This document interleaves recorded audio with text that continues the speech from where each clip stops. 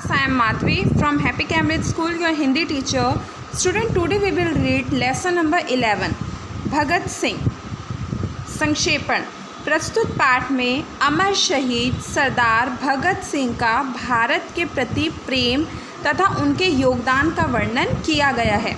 इस चैप्टर में क्या बताया गया है कि जो भगत सिंह थे उन्होंने हमारे देश के लिए कौन कौन से बलिदान दिए हैं, उनको हमारे देश से कितना प्रेम था, इस चैप्टर में इस सब के बारे में बताया गया है। तो चलिए अब हम चैप्टर स्टार्ट करते हैं। अमर शहीद भगत सिंह भारत माता के सच्चे सपूतों में से एक थे। जो अमर शहीद भगत सिंह थे वो भारत माता के सच्चे सपूतों में से एक थे। ठीक है, जिसे कहते हैं ना कि मतलब सुपुत्र बेटा जो होता है, ऐसे थे वो। उनको भारत माता से बहुत ज़्यादा प्रेम था, जिन्होंने अपने देश के लिए हंसते हंसते अपने प्राणों का बलिदान किया। उन्होंने हंसते हंसते वो फांसी पे चढ़ गए ताकि मेरा जो देश है, मेरा जो भारत है, उसको आज़ादी मिल पाए। भारत को आज भी ऐसे सपूतों पर अभिमान है। ये क्या कह रहे हैं कि जो भारत है उसको आज भी ऐसे जो सच्चे सपूत हैं उन पे गर्व है। बात उस समय की है जब भारत में अंग्रेज़ों का राज्य था। ये उस समय की बात बता रहे हैं जब भारत में अंग्रेज़ों का राज्य था। देश के हज़ारों नवयुवक आज़ादी पाने के लिए व्याकुल थे। जो देश के नवयुवक थे, हज़ारों नवयुवक आज़ादी पाने के लिए व्याकुल थे। वो क्या चाहते थे कि हमें जल्दी से जल्दी आज़ादी मिल पाए, क्योंकि आप सबको पता है हमारे देश में अंग्रेज़ों का शासन था और जो अंग्रेज़ थे वो भारत के साथ कितना बुरा व्यवहार करते थे, भारत के लोगों के साथ। इसलिए सभी चाहते थे कि हमें जल्दी से जल्दी आज़ादी मिल पाए। एक और गांधी जी, जवाहरलाल नेहरू, सरदार पटेल और राजेंद्र प्रसाद जैसे कांग्रेस के बड़े बड़े नेता शांतिपूर्वक स्वाधीनता पाने के प्रयत्न में लगे थे। एक और जो थे वो कांग्रेस के नेता थे, जैसे कि गांधी जी हो गए, जवाहरलाल नेहरू जी हो गए, सरदार पटेल जी हो गए, राजेंद्र प्रसाद हो गए। वो क्या चाहते थे कि हमें शांतिपूर्वक स्वाधीनता मिल जाए। स्वाधीनता मीन्स आज़ादी, हमें शांतिपूर्वक आज़ादी मिल जाए, लड़ाई झगड़े ना हो। तो दूसरी ओर कुछ नवयुवक ऐसे भी थे जो समझते थे कि अंग्रेज कभी शांति से भारत नहीं छोड़ेंगे, और दूसरे ओर कुछ नवयुवक ऐसे थे जो समझते थे कि शांतिपूर्वक कुछ नहीं होने वाला, हमें लड़ाई करनी ही पड़ेगी, क्योंकि शांति से अंग्रेज भारत नहीं छोड़ेंगे। वे चाहते थे कि फिरंगियों को यहाँ से चले जाने के लिए विवश करना चाहिए।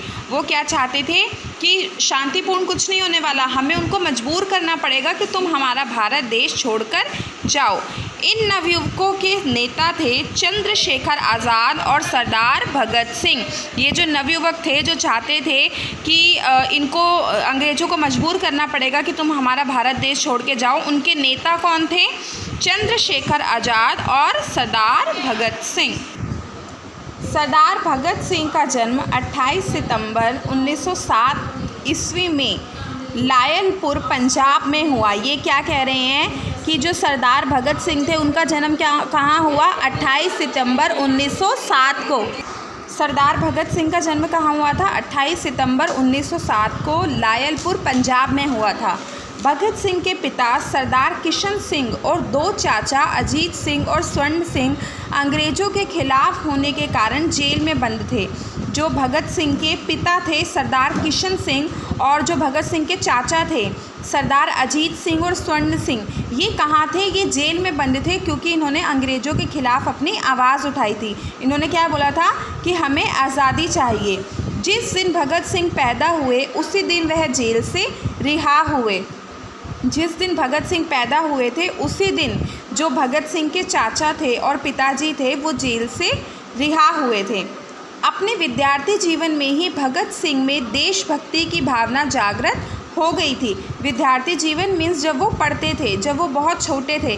जैसे आप लोग पढ़ रहे हो ना, अभी कोई 3rd क्लास में, कोई 4th क्लास में। ऐसे ही जब भगत सिंह पढ़ रहे थे, विद्यालय जाते थे, पढ़ते थे, उनके मन में देशभक्ति की भावना थी। वो अपने देश के लिए कुछ करना चाहते थे। वो चाहते थे कि मैं अपने देश को आज़ादी दिलवाऊं। देश सेवा में लगे भगत सिंह ने अंग्रेज़ों को डराने के लिए और उनके प्रति अपना विरोध प्रकट करने के लिए असेंबली में अंग्रेज वायसराय के पास बम फेंका। अब देखो एक दिन क्या होता है कि भगत सिंह के मन में तो देशभक्ति की भावना थी ही, तो एक दिन क्या होता है कि अंग्रेज़ों की मीटिंग हो रही होती है, वहाँ पे बहुत बड़ी असेंबली होती है, ठीक है। तो जो जिसे हम कहते हैं ना नेता कहते हैं, ऐसे अंग्रेज़ों का एक नेता था जिसका नाम क्या था, वायसराय था। तो भगत सिंह ने क्या किया, उन्होंने सोचा भगत सिंह ने कि ये शांति से तो हमारा भारत छोड़ेंगे ही नहीं, इनको हमें विवश करना होगा भारत छोड़ने के लिए। तो भगत सिंह ने क्या किया, वायसराय को डराने के लिए और अपना विरोध प्रकट करने के लिए, अपना गुस्सा प्रकट करने के लिए उन्होंने असेंबली में बम फेंका वायसराय के पास। तो आज हमने इतना ही पढ़ा। अब हम नेक्स्ट क्लास में देखेंगे कि जब भगत सिंह ने बम फेंका तो उसके बाद क्या होता है, ठीक है। आज के लिए इतना ही, थैंक यू।